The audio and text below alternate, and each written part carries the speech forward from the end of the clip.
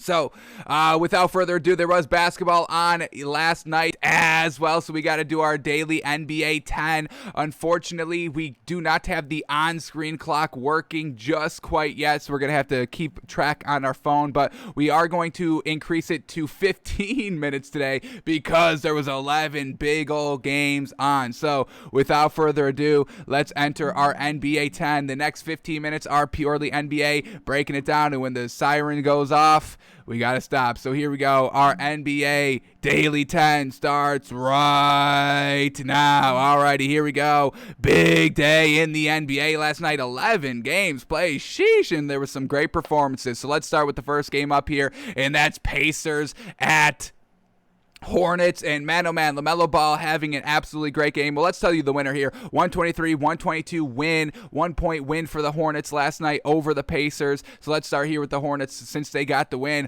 LaMelo Ball, folks, 31 points, 7 assists, 9 rebounds on 47% shooting, and 7 of 9 from 3. Sheesh, the man is balling out. And the best thing about it, he only had 2 turnovers. This man was absolutely great last season, but now his second year, full season under his belt, this man is taking off big time and helping out. Kelly Oubre Jr., newest addition here for this Hornets team, and he played all right, 2 of 9 from 3. Obviously not the greatest, got to get that up. We know he was kind of floundering big time on that Warriors team, kind of playing second fiddle to Steph Curry, and now he's in the kind of same spot here with this Hornets team, playing second fiddle to LaMelo Ball. So we'll see if he can kind of work his way into what needs to be done for Kelly Oubre Jr. at the 2 here. So he had 14 points, 3 rebounds, but the shooting was not there. It wasn't there last year either. So we could see if Tsunami Poppy Kelly Oubre Jr. can get back to, his old Tsunami ways.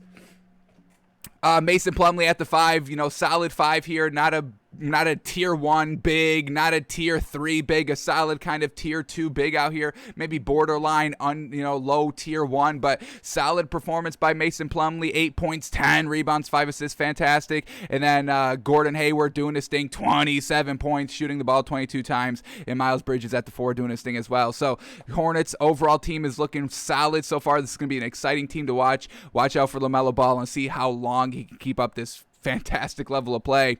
And then when we go to the Pacers, this is classic Pacers. No, Domantas Sabonis leading the team, 33 points, 15 rebounds, classic, 4 of 6 from the 3. This is literally Domantas Sabonis, and it's two-way T Domantas Sabonis because he had the game-winning shot right here. Pacers down 1 point. He gets a nice little kind of fadeaway bank shot trying to go for right here. Here it goes. And it does not go. So, unfortunate. Domantas Sabonis, classic, loses. Good performance. Always lost in the shuffle. So, that's probably what we're going to be seeing from this Pacers team. Great performances by Sabonis. Overall, lackluster record. Classic Pacers. And that's really all they've got. They got Malcolm Brogdon at the 1, 28 points, 11 assists. Once again, real good, but you're going to lose these games. So Pacers, they got to get that another oomph. They got to get that oomph to put them over these close losses over here. They've been doing it for 2 or 3 years, but well done for the Hornets, and we'll see how they're looking progressing for the rest of the season, but out to a hot start with their first win. All right, next game up here is the Bulls at Pistons, and this is the Bulls, folks. This is this new look Bulls. Lonzo at the 1, Zach LaVine at the 2, DeMar DeRozan at the 3, Patrick Williams at the 4, and Vucevic at the 5, and this is a good-looking team. Lonzo Ball showing out, not as good as LaMelo Ball, but still really good out here. 12 points, 4 assists, 6 rebounds. He was a plus 17 on the floor, and that's what we know of Lonzo Ball. He's got some pretty solid defense. Yes, he's a good one, passing and scoring, but he's also a solid defender, plus 17, the highest plus minus on the Bulls last night. Zach LaVine, the classic, he's the one that kind of started this new era of Bulls basketball out here. 34 points, 4 assists, 7 rebounds. He's getting it done. Vucevic at the 5, 15 points, 15 rebounds, a plus 13. We'll take that all day. And then DeMar DeRozan, finally off of that Spurs team last year, now has a chance to win, and they're winning games. 17 points, 7 rebounds, a plus 5 on the floor. Watch out for this Bulls team. They don't have the best bench. They got Alex Caruso from the Lakers, but, he's not going to be be good, not on the Lakers. Off the bench, he had 3 points on 1 of 5 from shooting on 27 minutes. So that's basically the best bench player that they have. So that's going to be something to maybe look at the trade deadline. And how blasphemous is this? Derrick Jones Jr. didn't play because of a coach's decision. Man, how this man has fallen. We've been tracking this man for the last 2 seasons. We really love what we see from Derrick Jones, the explosiveness that he has. Just doesn't really know what his role is on a team here. Can never figure it out. He was starting last season. I forgot who on the Bulls got injured, so they moved Derrick Jones into the starting lineup. Never really made an impact. They move him back down to the bench. Once again, no impact here. And now he's not even playing? You're telling me Derrick Jones Jr. can't come off this bench of Troy Brown Jr., Javonte Green, Alex Caruso, Elise Johnson, and then Ayo Dosunmu? I mean, what are we talking about here? So get Derrick Jones Jr. back in this game, and hopefully this man can be an explosive off-the-bench player for this Bulls team. But overall, the starting lineup is going to be a nice starting lineup to watch for. Got to work on the bench, though.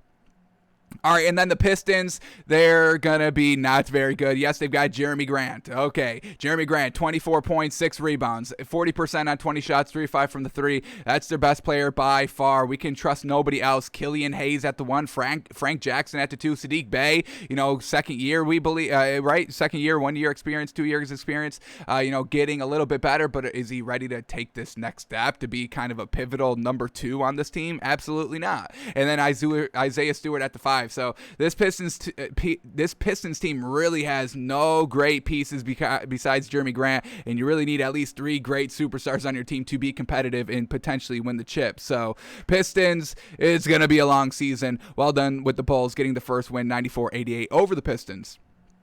All right, let's head over to Boston at the Knicks, and man, double overtime right here, but I don't know if this Celtics team is going to be good, folks. Obviously Jason Tatum's very good, and Jaylen Brown's very good as well, but I mean, we got Marcus Smart as their starting point guard. Ooh, Dennis Schroeder's coming off the bench. Ooh, I don't know about that.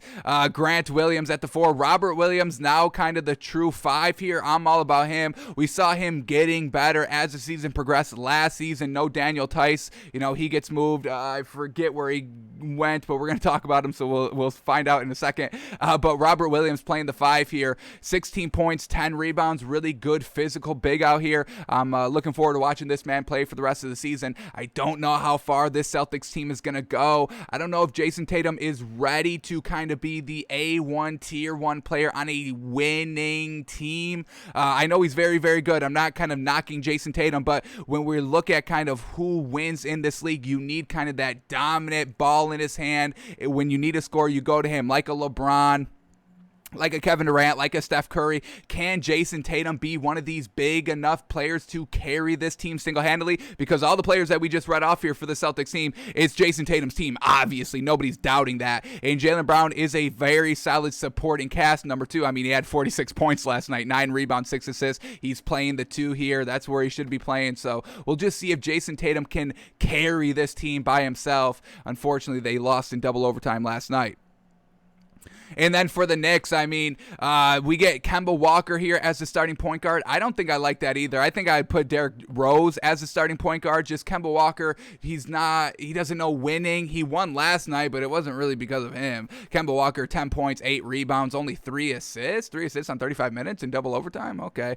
But RJ Barrett, the 19 points, fantastic. Julius Randle picking up exactly where he left off in the regular season last season. Remember, because the playoffs weren't the best for the man, but regular season, Julius Randle is back, folks. 35 points, 9 assists, 8 rebounds. Sheesh, 3 of 8 from the 3. Not terrible, not great. And then 44% on 27 shots. We'll take it.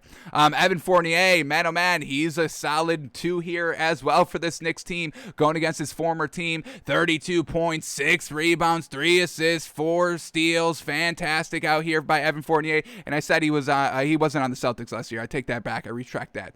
He was with the Magic. I think it was with the Magic last season. Either way, he's a Knick now, and he did very, very well. So I don't know about Kemba Walker in the starting lineup here.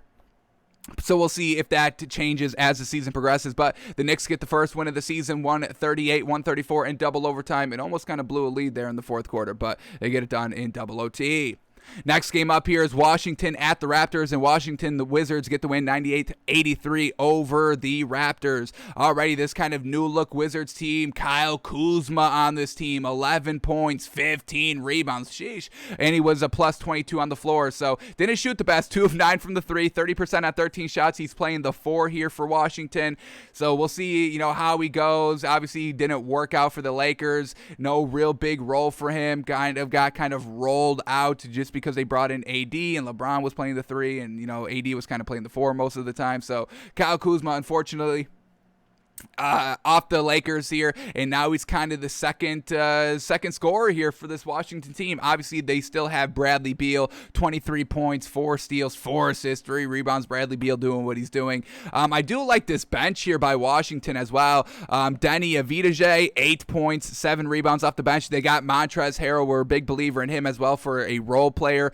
bench player as well. 22 points, 9 rebounds on 25 minutes off the bench and a plus 4. We love that. Raul Neto, Davis Bertans. Davis Bertans is on the bench now, folks. He was kind of their number 2, kind of their number 3, because you had Russell Westbrook, Bradley Beal last season. That's the 1 and 2, and then Davis Bertans filling in a huge, great number 3 role here. So he's even on the bench. So this is a decently deep Washington team. We'll see how far their kind of role players can kind of carry them, but I'm loving the bench. We'll keep an eye on them as the season progresses. And then the Raptors. Alrighty, they got Goran Dragic here, Fred VanVleet, Gary Trent Jr. is coming off the bench. What is up? What is up with that? Gary Trent Jr. loses his starting job over Scotty Barnes and OG Anunoby. Really? Okay.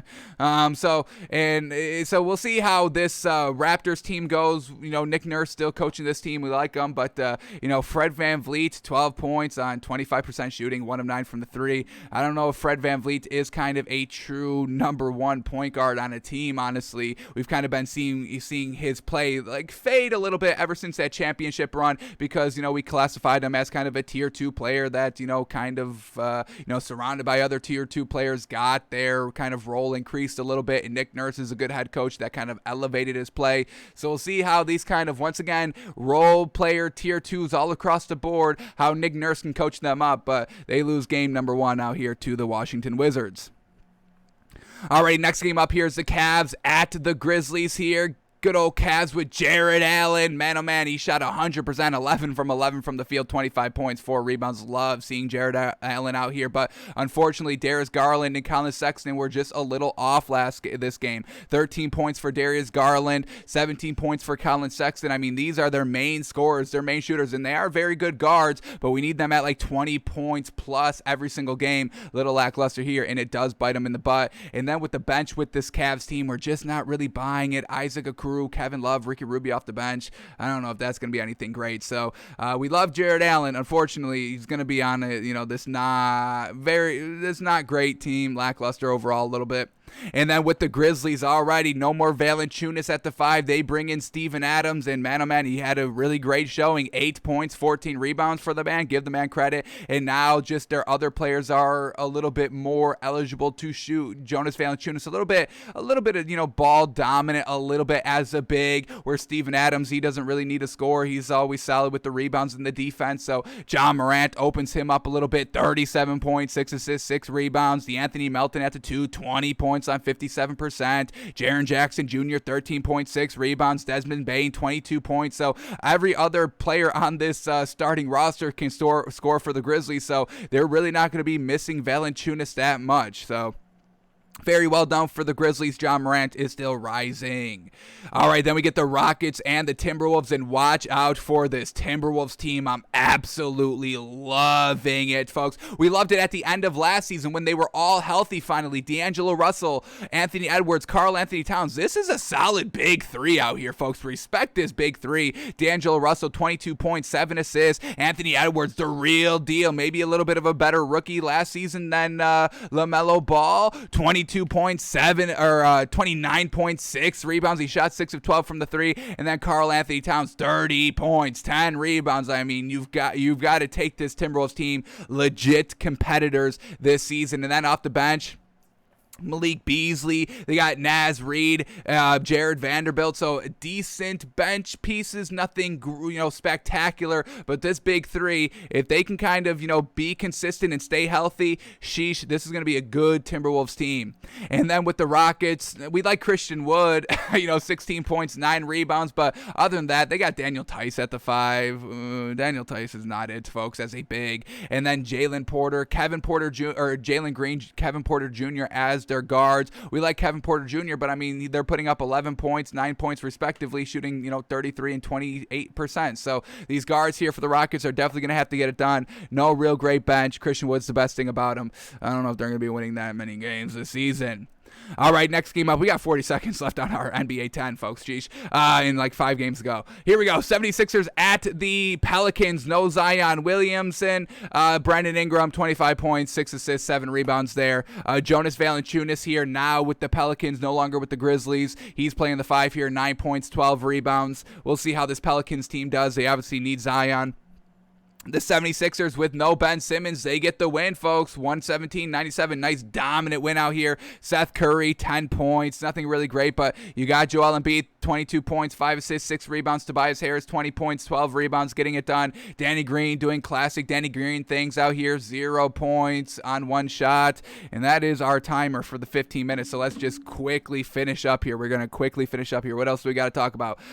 So yeah, the 76ers, no Ben Simmons, no problem so far. Spurs, Magic, anything good here? What do we got here for the Magic? Nothing really good. Cole Anthony going into this season, his second year out here, 10 points, 4 assists, 5 rebounds. He's not going to be able to single-handedly carry this not great team. The Spurs now, well, they got the win, and they don't really, they've got kind of role players, tier 2 players all over this roster. We got DeJounte Murray at the 1, probably their best player. Derek White at the 2, Keldon Johnson at the 3, Doug McDermott at the 4, and then Jacob Poeltl at the 5. We'll see how long Greg Popovich can kind of coach this team up to some wins, kind of in a Nick Nurse role with that championship winning team of the Raptors a couple of seasons ago. We'll see how that continues to grow.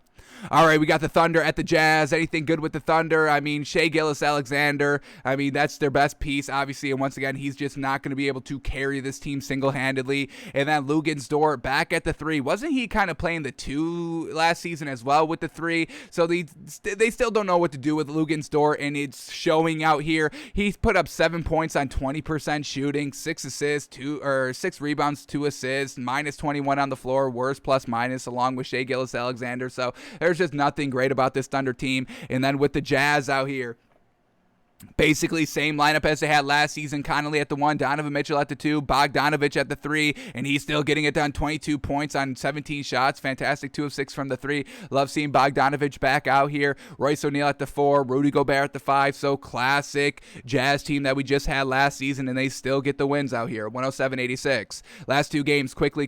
Here we go. Nuggets at the Suns here, and the Nuggets get the win. Loving what this Nuggets team can potentially be. Monte Morris at the 1, Will Barton at the 2, Michael Porter Jr. still balling out here at the 3, got that big contract extension in the offseason, so they're kind of feeling good about his back. Hopefully we don't get him kind of floundering as the season progresses out here, but 15 points, 6 rebounds, 2 of 3 from the 3. Love that. Aaron Gordon still playing the 4 here, Jokic at the 5. This is a very, very good starting lineup, and I swear, if they don't start playing Bol more here, I want to see a lineup of like Michael Porter, Jokic, and Bol all on the floor at the same time, running kind of a 3-man offense, like Michael Porter kind of playing the 1, and then Bol and Jokic playing kind of the 4 or 5 or 3 and 5, whatever. But I want to see them all on the floor together because I think their length and their scoring ability could give some other opposing teams trouble. Obviously, I don't want Bobo playing 40 minutes a game, but he should be playing at least like 10, 15, I would say. Get that man in the game, please. You're telling me he can't play a little better than Facundo Campazzo, PJ Dozier, Jeff Green, Austin Rivers, JaMychal Green? You're telling me Bobo can't be better than them? Of course he can. We've seen it already. Get Bobo in the game. Gosh dang. And then for the Suns, when Devin Booker doesn't put up 25, 30 points, this team's not going to really win that many games. And that's exactly what happened. Devin Booker only 12 points. That's not enough for this team. Chris Paul's not their primary scorer. McCall Bridges can score. Their bench, Cameron Payne, Cameron Johnson, they can put up points, but we need Devin Booker. We need that kind of A1, tier 1 scorer, command the ball scorer. And Devin Booker just did not show up last night. 3 of 15 from the field, 2 of 7 from the three. So still the Suns team is still what they were last season, why they lost in the finals. And then the last game up here, Kings at Blazers, and man, oh man, Dame time is just not here quite yet, because here we go, Portland Trailblazers with 8 seconds left, down 3, Damian Lillard has the ball in his hand, takes the last shot right here, and it is no good. So Dame time is a little late to the party, but hey, when it gets going, it gets going. So we'll wait for that to come. But Kings win by 3 points out here. De'Aaron Fox, 27 points, 8 assists, fantastic. Raquan Holmes still playing the 5, Maurice Harkless at the 4, Harrison Barnes at the 3, same team that we saw last season for this Kings team, but Buddy Hield playing 30 minutes off the bench. Interesting. We'll see if he gets in the starting lineup here, but 30 minutes off the bench, basically kind of starting minutes. And then with the Blazers, Damian Lillard, 20 points, 11 assists. Unfortunately, 0 of 9 from the 3. Couldn't hit a 3 to save his life last night. Unfortunate. Nurkic still playing the 5 here, 20 points, 14 rebounds. Norman Powell still in the starting lineup here. We saw that trade, Gary Trent Jr. for Norman Powell. And Norman Powell, he's in the starting lineup. Gary Trent Jr. is not. Seems like Blazers may have won the trade. So overall, a great night in the NBA. And we'll see what happens tonight on another not a big day, only 3 games on, so we'll see how all these play out, and we'll come back at you tomorrow with our next NBA 10, breaking down the NBA, trying in 10 minutes, trying in 15 minutes, but obviously we go over, so who knows how much time we spend on these games every day, folks. But that